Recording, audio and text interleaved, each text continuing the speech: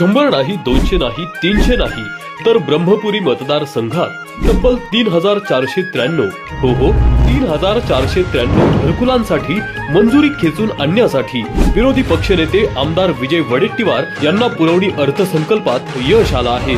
2019 ते 2022 या काळात मंत्री असताना विजय वडेट्टीवार यांनीच राज्यात सुरू केलेल्या यशवंतराव चव्हाण मुक्त वसाहत योजनेअंतर्गत 3493 घरकुलांना मंजुरी मिळालेली आहे।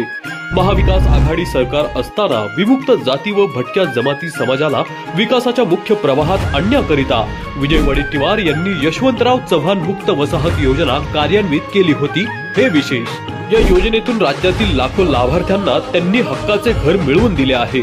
तर आज विरोधी बाकावर बसूनही विजय वडेट्टीवार यांनी ब्रह्मपुरी विधानसभा क्षेत्रातील विमुक्त जाती व भटक्या जमाती समाजातील लाभार्थ्यांना हक्काचे घर मिळवून देण्यासाठी शासन स्तरावर